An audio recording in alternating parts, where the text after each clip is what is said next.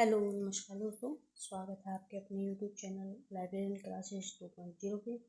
आज हम इकाई 6 पढ़ेंगे। इससे पहले हमने 5 इकाई पूरी कर ली है, यानी कि DLS 01 की जो 5 यूनिट है वो कंप्लीट कर ली है। अब हम 6ठी यूनिट पढ़ेंगे और आज आपको यूनिट 6 और 7 दोनों साथ में वीडियो मिल जाएंगे। अभी 6 की डाल देंगे और उसके बाद 7 यूनिट की डाल देंगे साथ में। तो हर रोज़ आपको 2 क्लासेस मिल जाएंगी। टोटल आपकी 15 यूनिट है।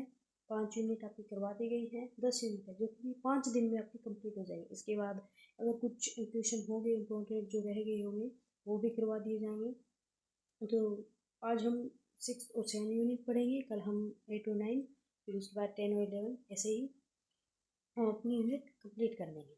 तो चलिए दोस्तों, अब हम यूनिट 6 शुरू करते हैं, जिसमें आपको 5 मूलभूत श्रेणियाँ, उन जो 5 मूलभूत श्रेणियाँ जो डॉक्टर रंगानाथन ने दी थी, उसका जो सामान्य परिचय है उसके बारे में पढ़ना है।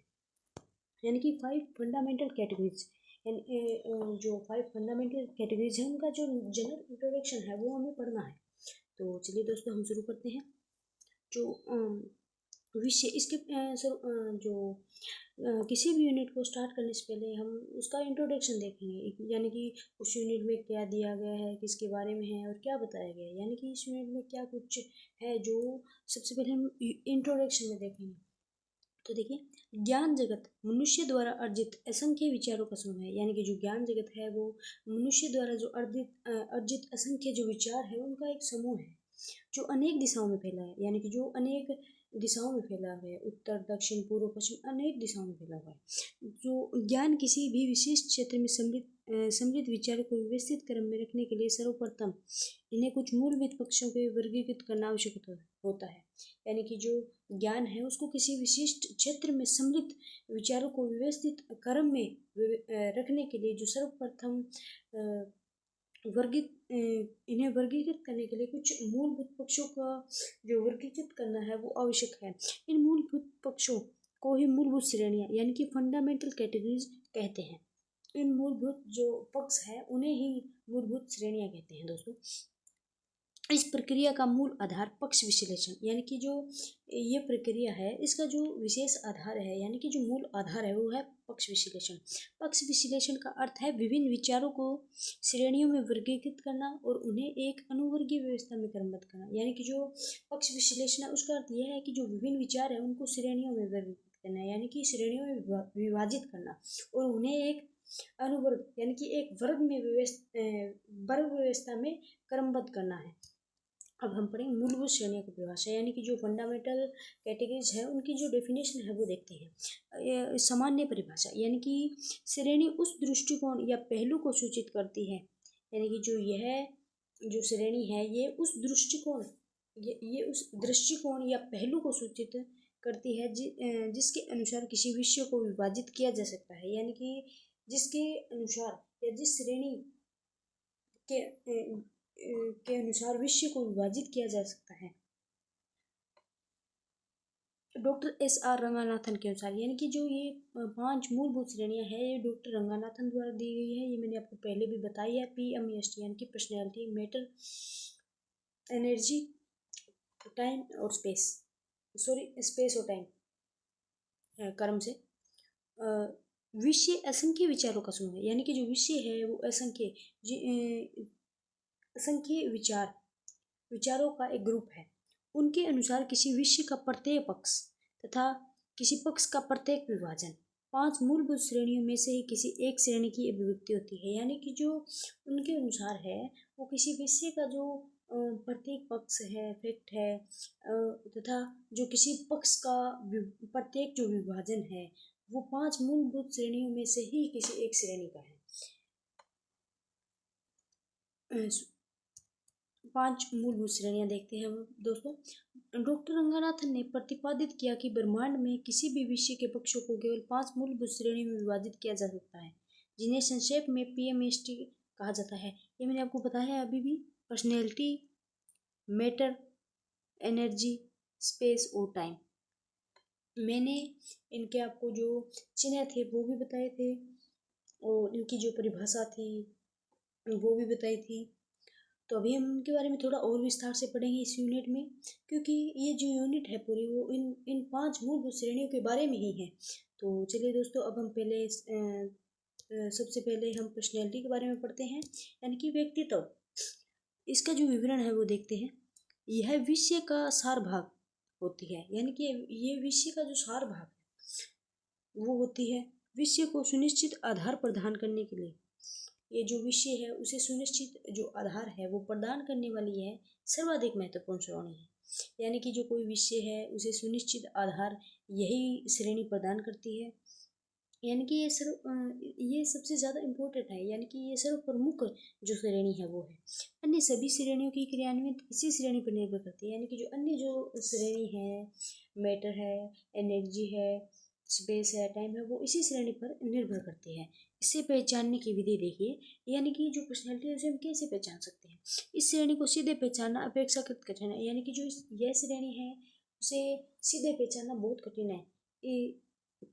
अच्छा, इसके लिए अवशेष विधि यानी कि मेथड ऑफ रेड्यूस का प्रयोग किया जाता है। इसका अर्थ है कि विषय में से काल, देश, ऊर्जा एवं पदार्थ पक्षों को पहचानने के बाद जो अंत में शेष बचता है वह व्यक्तित्व पक्ष होता है। यानी कि जो केमिस्ट्री है उसमें हम जब पर्सनैलिटी को ढूंढने की कोशिश करते हैं तो उसे ढूंढना बहुत कठिन है। इसलिए हम सबसे पहले मैटर होता है,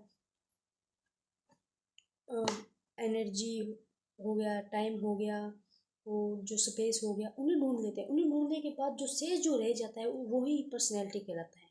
यानी कि इसे सबसे अंत में जो शेष बचता है उसे जो अंत में बचता है वो पर्सनैलिटी ही कहलाता है। इसका जो उदाहरण देखते हैं दोस्तों, मुख्य वर्ग वनस्पति, यानी कि जो वनस्पति शास्त्र है उसे अल से रिप्रेजेंट किया जाता है।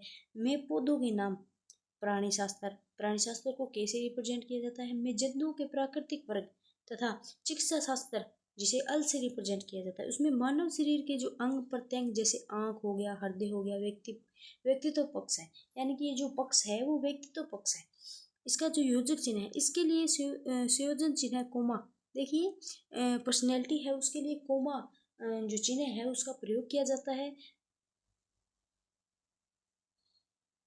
यानी कि अभी जब हम DLS 02 का जब एग्ज़ाम देंगे, अभी आपका DLS 01 का है, उसमें आपको पूरी तरह से ही कोड बनाने होंगे। जो कोलन क्लासिफिकेशन जो डॉक्टर रंगानाथन द्वारा दी गई है उसके अकॉर्डिंग आपको बनाने पड़े। तो उसमें देखिए ये इसमें लिखी गई है कि मुख्य वर्ग के तुरंत बाद प्रयोग होने पर इसके लिए किसी योजक चिन्ह का उपयोग नहीं किया जाता। यानी कि जो मुख्य वर्ग है जिसे हम देख लेंगे, यानी कि पुस्तकालय के लिए पुस्तकालय को 2 से रिप्रेजेंट किया जाता है।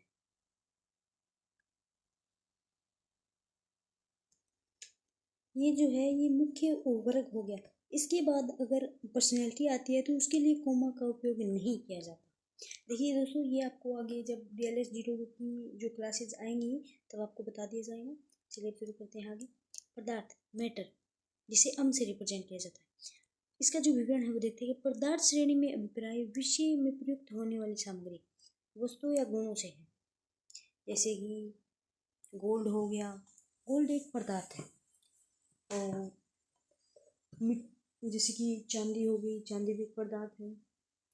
अब जैसे चांदी से या किसी जैसे सोने से कोई वस्तु बना दी जाए, जैसे कड़ा हो गया सोने का, तो कड़ा उसका नाम है लेकिन वो पदार्थ जो उसमें है वो सोना है। यानी कि जो पदार्थ श्रेणी है उससे ये अभिप्राय है कि जो उसमें जो प्रयुक्त किया गया है, या मान लीजिए कड़े में जो प्रयुक्त है, जो पदार्थ प्रयुक्त है वो गोल्ड है, यानी कि यहाँ गोल्ड पदार्थ हो गया। तो चलिए दोस्तों आगे बढ़ते हैं। इसका उदाहरण भी देख लेते हैं। पुस्तकालय विज्ञान 2, मैंने बोला भी था आपको, लाइब्रेरी साइंस को 2 से रिप्रेजेंट किया जाता है। में जो हस्तलिखित ग्रंथ या संदर्भ ग्रंथ पदार्थ पक्ष है, यानी कि जो हाथ से लिखे हुए ग्रंथ है या संदर्भ जो ग्रंथ है वो पदार्थ की श्रेणी में आते हैं। इसी प्रकार जो वस्त्र हो गए, वस्त्र उद्योग जिसे M7 से रिप्रेजेंट किया जाता है के लिए सूत, ऊन, जूट। देखिए ये जो सूत, ऊन और जूट है ये एक तरह का पदार्थ ही है। अर्थशास्त्र में मुद्रा, 61 से रिप्रेजेंट किया जाता है। को निर्मित करने वाली सामग्री जैसे सोना हो गया, चांदी हो गया, कागज हो गए आदि पदार्थ श्रेणी के अंतर्गत आते हैं। मैंने आपको बताया भी था सोना भी पदार्थ श्रेणी के अंतर्गत, यानी कि पदार्थ तो आप जानते हैं मैटर, लगभग आपने छोटी क्लास में पढ़ा भी है। तो चलिए दोस्तों, योजक चिन्ह, इसका योजक चिन्ह देख लीजिए। देखिए आपको सभी के योजक चिन्ह याद रखने, क्योंकि जब हम एक साथ चीज़ें पढ़ते हैं तो हमें याद नहीं हो पाता। अभी अगर आप धीरे धीरे याद कर लेंगे तो आपको DLS-02 में इतनी कठिनाई नहीं होगी। आपको याद होगा तो आप तुरंत बता दें कि तुरंत आप पता लगा लेंगे कि हाँ यहाँ पे इस चिन्ह का प्रयोग किया जाएगा, यानी कि पर्सनैलिटी के लिए कोमा का उपयोग किया जाएगा, और जो मीटर है उसके लिए सेमीकोलन का प्रयोग किया जाएगा। देखिए इसके लिए संयोजन चिन्ह है, सेमीकोलन का प्रयोग किया जाता है, यानी कि जो सेमीकोलन है उसके लिए जो कोमा है, कोमा के ऊपर एक बिंदु का उपयोग किया गया है, उसे ही सेमीकोलन कहा गया। यानी कि जो कोमा है, कोमा के ऊपर एक बिंदु का उपयोग किया गया, इसे सेमीकोलन बोला गया है। इसके अब चलिए दोस्तों आगे बढ़ते हैं। ऊर्जा एनर्जी, जिसे ई से रिप्रेजेंट किया जाता है, PME, ये 3 नंबर पे है। देखिए दोस्तों ये 3 नंबर पे है। इसका जो विवरण है वो देखते हैं। ऊर्जा श्रेणी वस्तुतः एक समस्या या क्रिया का पक्ष है। इसका संबंध विभिन्न प्रकार के क्रियाकलापों, प्रक्रियाओं, गतिविधियों और समस्याओं से होता है। इसका प्रयोग लगभग सभी मुख्य वर्गों में होता है। यानी कि जो ऊर्जा है, जो ऊर्जा श्रेणी है वो वस्तुतः एक सामान्य या क्रिया का पक्ष है, समस्या या क्रिया का पक्ष है। सॉरी दोस्तों, यहाँ पे थोड़ी टाइपिंग में प्रॉब्लम हुई है, ये समस्या नहीं है। यहाँ पे सीधा ये लिखना है कि एक क्रिया का पक्ष है। इसका जो संबंध है वो विभिन्न प्रकार के क्रियाकलापों, जैसे कि क्रियाकलाप हो गए, गतिविधियाँ हो गई और समस्याओं से है। इसका प्रयोग लगभग सभी मुख्य वर्गों में होता है। इसका जो उदाहरण देख लेते हैं, समाजशास्त्र वाई। समाजशास्त्र को देखिए दोस्तों, वाई से रिप्रेजेंट किया जाता है। इसमें जो समाज की गतिविधियाँ व सामाजिक समस्याएं, इतिहास को वी से रिप्रेजेंट किया जाता है। इसमें जो इतिहास है उसमें सरकार की नीतियाँ व कार्य,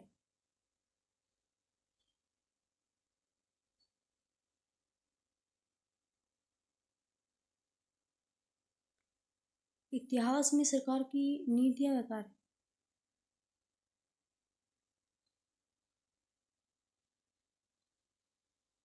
यहाँ इतिहास नहीं है दोस्तों, यहाँ पे शायद मिसअंडरस्टैंडिंग हुआ है। यहाँ पे राजनीति है, क्योंकि ये सरकार की जो नीतियाँ व कार्य हैं वो इतिहास में थोड़ी ना आता है।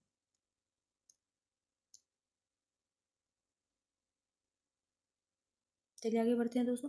तथा चिकित्सा विज्ञान को अल से रिप्रेजेंट किया जाता है। चिकित्सा विज्ञान है उसमें रोगों के जो लक्षण है, निदान है और उपचार ऊर्जा पक्ष में है।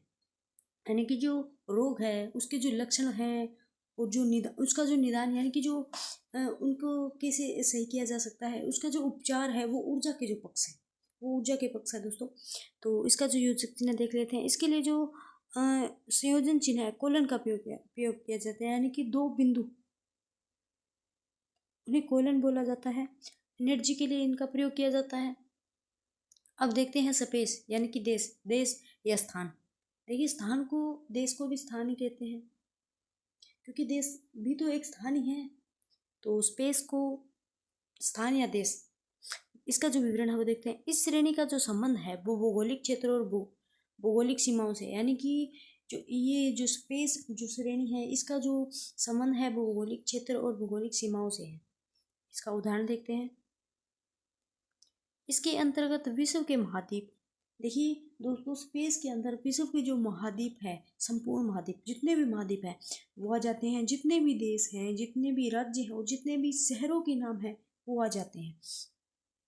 तो इसके अलावा प्राकृतिक विभाग, देखिए जो नदी हो, जैसे कि नदी हो गई, पर्वत, घाटी, डेल्टा आदि भी इसी श्रेणी का हिस्सा है। इसके लिए भौगोलिक एकल सारणी, ज्योग्राफिकल आइसोलेट टेबल का प्रयोग किया जाता है। जैसे आप DLS-02 का एग्ज़ाम देंगे उसमें आपको जो कोरियन क्लासिफिकेशन की बुक है उसमें आपको एक इंडेक्स मिलेगी, जियोग्राफिकल आइसोलेट टेबल। इसमें आपको क्रम से सभी क्षेत्र के नाम मिल जाएंगे। जैसे कि भारत के लिए उसमें 44, भारत को 44 से रिप्रेजेंट किया गया है। चलिए दोस्तों इसका योजक चिन्ह देखते हैं। इसके लिए जो योजक चिन्ह है वो है डॉट, यानी कि बिंदु। इसका जो योजक चिन्ह है वो बिंदु है। चलिए दोस्तों, काल यानी कि समय, टाइम, इसका जो विवरण है, यह पांचों श्रेणियों में सबसे कम मूर्त है, यानी कि जो ये पांचों श्रेणी में सबसे अंतिम है, लेकिन इसे पहचानना सबसे आसान है। देखिए दोस्तों, ये पांचों श्रेणी में सबसे अंत में आता है, लेकिन इसे पहचानना सबसे ज़्यादा आसान है। इसका संबंध समय की अवधि से होता है, यानी कि जहाँ कहीं भी आपको समय दिख जाए तो आपको पता होना चाहिए कि यहाँ टाइम है, यानी कि ये टाइम की श्रेणी है। ये किस मूलभूत श्रेणी में आते हैं? तो ये टाइम की मूलभूत श्रेणी में आता है। जहाँ भी आपको समय दिखे, जैसे कि 1980 हो गया, 1990 हो गया, 2000 हो गया, 2001 हो गया, जहाँ कहीं भी आपको समय दिखे, टाइम दिख जाए, तो वहाँ पे अब जो मूलभूत श्रेणी है, जो फंडामेंटल कैटेगरीज है, उसमें जो वो टाइम होगा, यानी कि समय होगा। इसका उदाहरण देखते हैं। इसके अंतर्गत शताब्दी आ गई, दशाब्दी आ गई, वर्ष आ गए, माह आ गए, दिन और रात आते हैं। इसके अलावा पृथ्वी की गति से बनने वाले मौसम जैसे शीत ऋतु, ग्रीष्म ऋतु आदि भी इसी काल पक्ष के अंतर्गत आते हैं। इसके लिए काल एकल सारणी यानी कि टाइम आइसोलेट टेबल का प्रयोग किया जाता है। देखिए दोस्तों, अभी हमें जियोग्राफिकल स्पेस टेबल का बताया था, उसी प्रकार टाइम आइसोलेट टेबल, ये दोनों पास पास ही है, और इसमें भी आपको एक टेबल मिलेगी जिसमें शीत ऋतु, ग्रीष्म ऋतु सभी का बताया होगा कोड। तो ये सब भी एक टाइम की श्रेणी में आते हैं। इसका योजक चिन्ह देखते हैं दोस्तों। इसके लिए जो योजक चिन्ह है वो उल्टा उद्धरण चिन्ह है, यानी कि जो कोमा है उसे ही उल्टा किया गया ऊपर, उसे ही उल्टा उद्धरण चिन्ह कहते हैं। वैसे तो इसे उल्टा उद्धरण चिन्ह कहते हैं, वैसे याद रखने के लिए आपको सरलता से बता दो, इसे हम उल्टा कोमा बोल दिया करो, सही है।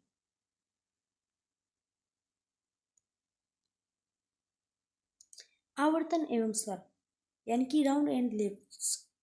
तो आवर्तन देखते हैं दोस्तों। डॉक्टर रंगनाथन की अवधारणा के अनुसार किसी जटिल या गहन विषय के वर्गांक में PME पक्षों की एक से अधिक बार आवृत्ति हो सकती है, इसे आवर्तन कहते हैं। यानी कि जो डॉक्टर रंगनाथन की जो अवधारणा है उसमें किसी जटिल या गहन विषय के वर्गांक, यानी कि जब हम किसी जटिल विषय हो गया, यानी कि कोई कठिन सब्जेक्ट है, उसके जब वर्गीकरण करते हैं, उसका जो वर्गांक बनाते हैं, तो उसमें जब पर्सनैलिटी, मैटर और एनर्जी जैसे पक्षों का एक से अधिक बार जब वो उपयोग में लिए जाते हैं, यानी कि जिनको एक से अधिक बार आवर्ती हो जाती है, तो उसे ही आवर्तन कहते हैं। यानी कि जो एक से अधिक बार आ जाते हैं वर्गीकरण करते समय, तो उसे आवर्तन कहते हैं। ऊर्जा पक्ष के आवर्तन देखिए दोस्तों। ऊर्जा पक्ष की पहली आवर्ती E, दूसरी आवर्ती 2E और तीसरी आवर्ती 3E, जैसे 1 2 3, उसी प्रकार पहली आवर्ती E, दूसरी आवर्ती 2E, तीसरी आवर्ती 3E कहलाती है। जैसे ट्रीटमेंट ऑफ हार्ट डिजीज, इसके लिए L32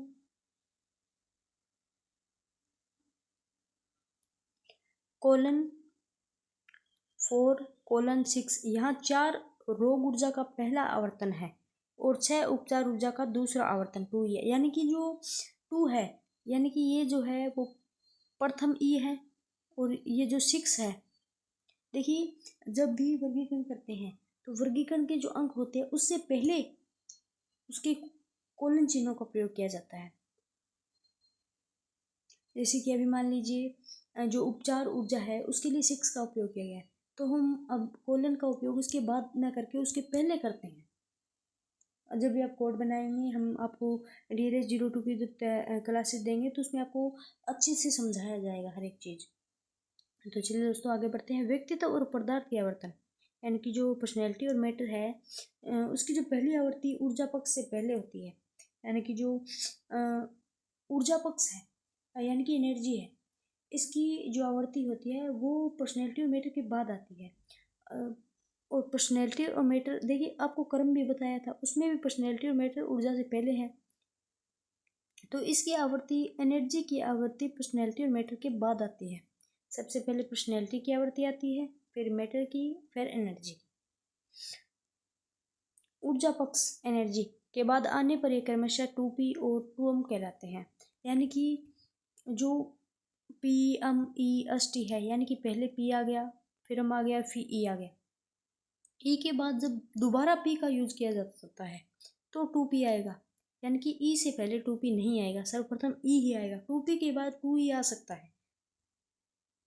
तो समझिए दोस्तों, टू पी से पहले ई से पहले टू पी नहीं आ सकता, ई के बाद टू पी आएगा, टू एम आएगा, तथा टू ई के बाद आने पर थ्री पी और थ्री एम आए, यानी कि जब टू ई आ जाता है तो उसके बाद थ्री पी और थ्री एम का यूज़ करते हैं। उससे पहले टू ई से पहले हम थ्री पी और थ्री एम का यूज़ नहीं कर सकते। टू ई से पहले हम टू पी और टू एम का यूज़ कर सकते हैं।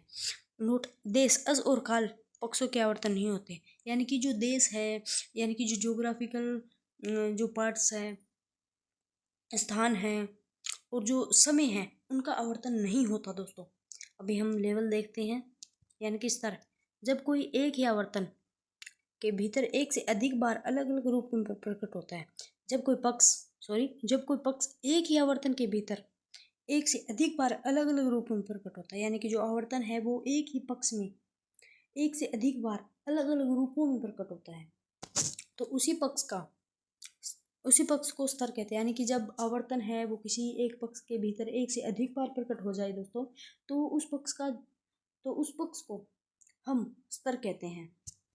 द्विबिंदु वर्गीकरण में PSOT पक्षों के स्तरों का प्रयोग है, यानी कि जो द्विबिंदु वर्गीकरण पद्धति है उसमें PSOT पक्षों के स्तरों का प्रयोग है, यानी कि उसका जो आवर्तन है वो एक ही विषय के अंदर एक से अधिक बार अलग अलग रूप में हुआ है। व्यक्तित्व के स्तर, पहले स्तर में P1 या केवल P कहते हैं, पहले स्तर को P1 या P कहते हैं। इसके बाद के स्तर को 2P P2 या P3 या P4 कहलाते हैं। साहित्य मुख्य वर्ग ओ, यानी कि जो साहित्य है उसे उसका जो मुख्य वर्ग है उसे ओ से रिप्रेजेंट किया जाता है, यानी कि जो साहित्य है उसे ये मुख्य वर्ग में है, इसे ओ से रिप्रेजेंट किया जाता है। इसमें जो दिए गए हैं विभाग वो भाषा, रूप, लेखक और कृति, इसके अलग अलग स्तर हैं। स्थान के स्तर, पहला स्तर राजनीति विभाग देश राज्य के लिए तथा दूसरा स्तर जनसंख्या के अनुसार, तीसरा स्तर दिशाओं के लिए और चौथा स्तर प्राकृतिक विभाग जैसे पर्वत नदी के लिए होता है। यानी कि जो स्थान की जो स्तर है उसमें पहला जो स्तर है वो देश और राज्य के लिए होता है, दूसरा स्तर है वो जनसंख्या के अनुसार तथा जो तीसरा स्तर है वो दिशाओं के लिए होता है, और जो चौथा स्तर है फिर वो प्राकृतिक विभाग जैसे पर्वत हो गया, नदी हो गया, उसके लिए होता है दोस्तों। अब जो काल के स्तर हैं इसके दो स्तर होते हैं, T1 और T2। जो काल यानी कि समय है उसके दो ही स्तर होते हैं दोस्तों। अब हम इस यूनिट 6 के इम्पोर्टेंट क्वेश्चन देखते हैं दोस्तों, उसके बाद हम यूनिट 7 की वीडियो बनाएंगे और ये दोनों साथ में ही अपलोड कर देंगे। अब आपको दो दो वीडियो मिलेगी रोज़, और आपकी यूनिट 5 दिन में कंप्लीट हो जाएंगे। आपकी जो DLS 01 है वो पूरी आपकी 5 दिनों में कंप्लीट हो जाएंगी। अभी जो 10 यूनिट रह गई हैं वो, और उसके बाद जो कुछ भी हमें ऐसा लगेगी कि हाँ ये इम्पोर्टेंट क्वेश्चन रह गए थे जो आपको बताए नहीं थे, वो भी आपको बता दी जाएंगे दोस्तों। और इस जो यूनिट 6 है उसकी PDF भी आपको टेलीग्राम चैनल पे मिल जाएंगी, तो आपको हमारे टेलीग्राम चैनल की जो लिंक है वो मिल जाएगी कमेंट बॉक्स में पिन की हुई। आप जाइए टेलीग्राम चैनल ज्वाइन कीजिए और आपको PDF वहाँ पे उपलब्ध हो जाएगी। जैसे जैसे हम वीडियो डालेंगे उसके साथ साथ ही आपको वहाँ पे PDF मिल जाएंगे दोस्तों। क्योंकि आप यहाँ से पढ़िए, यहाँ से सुनिए, क्योंकि सुना हुआ देखिए दोस्तों सबसे ज़्यादा माइंड में याद होता है। आप पढ़ते हैं उससे ज़्यादा आप किसी की बात सुनते हैं तो आपको ज़्यादा दिमाग में अटैच होती है। तो देखिए दोस्तों, पहले सुनिए, उसके बाद आप PDF देखिए, उसके बाद पहले आप सुन लीजिए, उससे PDF देख के रिविज़न कर लीजिए। जैसे 2 बार रिवीजन होने पर आपकी पूरी यूनिट कंप्लीट हो जाएंगी और आपको एग्ज़ाम में कहीं भी ऐसे नहीं होगा कि ये हमें क्वेश्चन नहीं आ रहा है या ये हमें नहीं बताया गया है। आपको जो भी क्वेश्चन बताइए वो आपको एग्ज़ाम में मिलेंगे, ज़रूर मिलेंगे, क्योंकि हमें यहाँ पे ऐसे नहीं है कि पूरा का पूरा ही उठा के रख दिया, नहीं, जो इम्पोर्टेंट है सिर्फ वही लाए गए हैं क्वेश्चन जो एग्ज़ाम में आएंगे। ऐसे ही पूरा उठाने के मेटर रख देने का कोई फ़ायदा नहीं है दोस्तों। तो चलिए दोस्तों हम क्वेश्चन शुरू करते हैं। प्रश्न पहला, डॉक्टर SR रंगनाथन द्वारा प्रतिपादित 5 मूलभूत श्रेणियों के नाम व उनके मूर्तता के घटते क्रम में रखिए। यानी कि जो PMST है उसे क्रम से याद रखना। आप मैंने आपको बोला भी, इसका देखिए सबसे जो सरल है, देखिए PMST आपको सरल ही रखना है। पर्सनैलिटी, मैटर, एनर्जी, स्पेस और टाइम। अब देखिए दोस्तों, जो व्यक्तित्व है वो सबसे अधिक मूर्त है और जो काल है वो सबसे कम मूर्त होता है। यानी कि जो व्यक्तित्व है वो सबसे ज़्यादा प्रयोग में लिया जाता है और जो स्थान है उसे सबसे कम स्थान यूज़ में लिया जाता है दोस्तों। तो ये आपका पहला क्वेश्चन हो गया है। उसके बाद दूसरा, अवशेष अवधि। अवशेष अवधि का प्रयोग किस मूल श्रेणी को पहचानने के लिए किया जाता है? यानी कि जो मेथड ऑफ रेड्यूस का जो उपयोग है वो किस मूलभूत श्रेणी को पहचानने के लिए किया जाता है? तो देखिए दोस्तों, हम कहते हैं कि मैंने बताया भी आपको कि पर्सनैलिटी को ढूंढ पाना बहुत मुश्किल है, इसलिए हम मैटर हो गया, एनर्जी हो गया, स्पेस हो गया, टाइम हो गया, उसके बाद जो शेष रह जाता है यानी कि जो अवशेष रह जाता है वो ही पर्सनैलिटी कहलाता है, यानी कि पर्सनैलिटी होता है। तो देखिए दोस्तों, अवशेष विधि का मतलब ये है कि जो शेष अवशेष विधि का उपयोग पर्सनैलिटी के लिए किया जाता है, यानी कि जो शेष रह गया है, पर्सनैलिटी हमेशा शेष रहती है जब हम देखते हैं तो उसके लिए उपयोग किया जाता है। काल पक्ष टी का योजक चिन्ह क्या है? जो काल पक्ष का मैंने आपको योजक चिन्ह बताया था, उल्टा उद्धरण चिन्ह, यानी कि उल्टा कोमा, ऊपर का जो कोमा होता है ना उसको उल्टा उद्धरण चिन्ह कहते हैं। देखिए दोस्तों, एक तो आप ये अवशेष विधि याद रखिए और एक आप काल पक्ष का याद रखिएगा। अब लघुत्तरात्मक क्वेश्चन पढ़ते हैं। मूलभूत श्रेणी ऊर्जा को उदाहरण से ही समझाइए। देखिए, मूलभूत श्रेणी जो एनर्जी है उसको उदाहरण से समझाना है। तो देखिए, ऊर्जा श्रेणी का संबंध है, ऊर्जा श्रेणी का जो संबंध है वो विश्व में होने वाली क्रियाओं, प्रक्रियाओं, समस्याओं, संचालन या गतिविधियों से होता है। यानी कि जो ऊर्जा श्रेणी का जो संबंध है वो विश्व में होने वाली क्रियाएं, प्रक्रियाओं, समस्याओं या संचालन या गतिविधियों से होता है। यह पक्ष कार्यपरक होता है। उदाहरण के लिए मान लीजिए चिकित्सा विज्ञान जिसे एल से रिप्रेजेंट किया जाता है, उसमें किसी बीमारी का होना, यानी कि कोलन 4 एनर्जी के लिए कोलन का उपयोग किया जाता है और ये संख्या से पहले आता है इसका योजक चिन्ह हमेशा। जैसे कि इसका एनर्जी का मान लीजिए कि किसी बीमारी का कोड 4 है, तो एनर्जी में उसका कोड 4 है, तो एनर्जी का जो कोलन चिन्ह है उस कोड 4 से पहले यूज़ किया जाता है दोस्तों। या उसका उपचार, इलाज करना, कोलन 6 ऊर्जा पक्ष की ऊर्जा पक्ष अभिव्यक्ति करती है। यानी कि जो चिकित्सा विज्ञान में किसी बीमारी का होना या उसका उपचार या इलाज करना है वो ऊर्जा पक्ष ही अभिव्यक्त करती है, यानी कि रिप्रेजेंट करती है। इसी प्रकार पुस्तकालय विज्ञान में पुस्तकों का वर्गीकरण, यानी कि जो पुस्तकालय विज्ञान है इसमें जो पुस्तकों का वर्गीकरण करना या कैटलॉगिंग करना भी ऊर्जा पक्ष के अंतर्गत आता है। इसका योजक चिन्ह कोलन है। जो एनर्जी है इसका योजक चिन्ह दोस्तों कोलन है। आवर्तन, राउंड्स और स्तर, लेवल्स में क्या अंतर है, मैंने आपको इसकी परिभाषा भी बताई है अभी, और अभी आपको उत्तर में करवा देंगे, याद हो जाएगा। एक बार आप रिवीजन कर लोगे तो उससे भी आपको याद हो जाएगा दोस्तों। देखिए दोस्तों, हम पीडीएफ बनाते हैं। सबसे पहले देखिए मीटर देखते हैं, उसके बाद पीडीएफ बनाते हैं, इम्पोर्टेंट क्वेश्चन बनाते हैं, फिर वीडियो बनाते हैं, एडिट करते हैं। तो देखिए दोस्तों, हमारी भी मेहनत लगी है। आप हमारे चैनल को एक सब्सक्राइब तो बढ़ा सकते हैं, आप सब्सक्राइब कर लीजिए, लाइक कर दीजिए और शेयर कर दीजिए अपने दोस्तों से जो भी डीएलएस के एग्ज़ाम की तैयारी कर रहा है। तो चलिए दोस्तों, शुरू करते हैं आवर्तन और राउंड्स। इसमें जो अंतर है वो देखते हैं। जब वर्गांक में पी या ई पक्ष ऊर्जा पक्ष की गतिविधियों के कारण एक से अधिक बार अलग अलग कड़ियों में आते हैं तो उसे आवर्तन कहते हैं। यानी कि जो पर्सनैलिटी, मैटर और एनर्जी पक्ष है, जो अलग अलग गतिविधियों के कारण एक से अधिक बार अलग अलग कड़ियों में आते हैं तो उसे आवर्तन कहते हैं। जैसे ई के बाद 2p का आना, ये मैंने आपको उदाहरण भी दिया है बहुत बड़ा। तो आप परिभाषा जैसे ही पढ़ोगे दोस्तों, रिवीजन करोगे तो आपको तुरंत याद आ जाएगा कि हाँ ये हमने पढ़ा था। अभी आप जब मेरी बातें सुनकर अभी तो आपको ऐसे लग रहा होगा कि नहीं अभी कुछ समझ नहीं आ रहा, तो जब आप दोबारा पढ़ोगे ना, अभी रिवीजन करोगे तो आपको खुद ब खुद याद आ जाएगा कि हाँ क्या बोला था और कैसे बोला था। इसके विपरीत देखिए दोस्तों, जब कोई पक्ष एक ही आवर्तन या कड़ी के भीतर अपने ही सब डिवीजन के रूप में कई बार क्रमिक रूप से आ जाता है तो उसे स्तर कहते हैं। जैसे व्यक्तित्व के स्तर P1, P2, P3। दीर्घ उत्तरीय प्रश्न देखते हैं दोस्तों, ये एक क्वेश्चन है क्योंकि ये दीर्घ उत्तरात्मक क्वेश्चन है वो सभी यूनिट से नहीं उठाए जाते।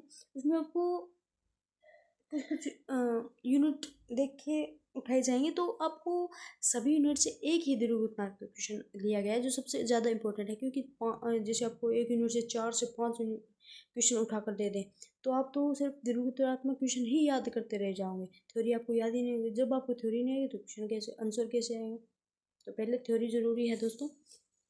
अभी हम देखते हैं द्विगुणात्मक प्रश्न। डॉक्टर एस आर रंगनाथन की 5 मूलभूत श्रेणियों के उदाहरणों की 100 उदाहरण विस्तृत विवेचना कीजिए। यानी कि जो डॉक्टर रंगनाथन द्वारा जो 5 मूलभूत श्रेणियां हैं उसकी जो अवधारणा है उसे उदाहरण सहित विवेचना करनी है उनकी। तो डॉक्टर रंगनाथन के अनुसार ज्ञान जगत का कोई भी विषय 5 मूलभूत तत्वों या श्रेणियों से मिलकर बनता है, जिसे PMST कहा जाता है। यानी कि personality, matter, energy, space and time. 5 श्रेणियों का विस्तृत जो वाक्य है वो देखते हैं दोस्तों। व्यक्तित्व यह विषय का मुख्य आधार और सबसे महत्वपूर्ण हिस्सा है। इसे अवशेष विधि से पहचाना जाता है। यानी कि जो अंत में शेष रह जाता है वही पर्सनैलिटी कहलाता है। उसी से पर्सनैलिटी से अवशेष विधि के द्वारा ही पर्सनैलिटी को पहचाना जाता है। इसका जो योजक चिन्ह है वो कोमा है दोस्तों। और इसका उदाहरण देखिए दोस्तों।